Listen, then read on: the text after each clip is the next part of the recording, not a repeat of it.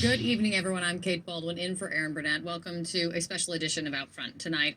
President Trump is focusing on sand traps on the golf course in Florida, while President-elect Joe Biden is sounding the alarm on what he fears are the landmines that Trump is leaving behind for him in Washington. The president spent his day playing golf on his Christmas vacation, his 10th time playing golf since Election Day, something the White House seems sensitive to at this point, as they put out a schedule claiming that today, quote, President Trump will continue to work tirelessly for the American people. His schedule includes many meetings and calls. The only thing he appears to be working tirelessly on is his futile quest to overturn the election, though. He apparently had another meeting on that today, too, tweeting this. At a meeting in Florida today, everyone was asking, why aren't the Republicans up in arms and fighting over the fact that the Democrats stole the rigged presidential election?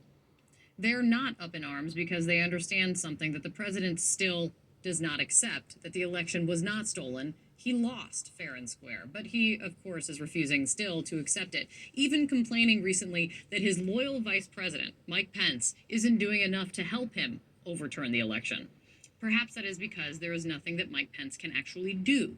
We are learning now that the two men met yesterday for over an hour in the Oval Office, right before Trump left for Florida. And then Trump retweeted from Air Force One a call out that Pence should reject the Electoral College votes when he presides over a joint session of Congress in January, something Mike Pence cannot do. But while the president focuses on his fantasy, the reality is the American people desperately need a president who in fact will work tirelessly on their behalf, not on his own behalf. Because right now, 27.4 million American adults don't have enough to eat. Nearly 8 million more Americans are in poverty since June. More than 20 million Americans are now dependent on their unemployment benefits, and 12 million of them are about to lose those benefits after Christmas if the president doesn't sign the COVID relief bill, as he is suggesting. That is creating chaos. That is not working tirelessly.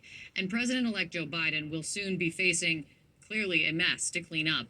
A fact that he seems concerned about right now, telling journalists, according to the Washington Post, this: many of the people with the competence to be able to tell us what exactly is going on in the Justice Department or the Energy Department, they've either been fired or they left, but they're not there. And so I think it's going to take a while to find out where the intentional as well as unintentional landmines are.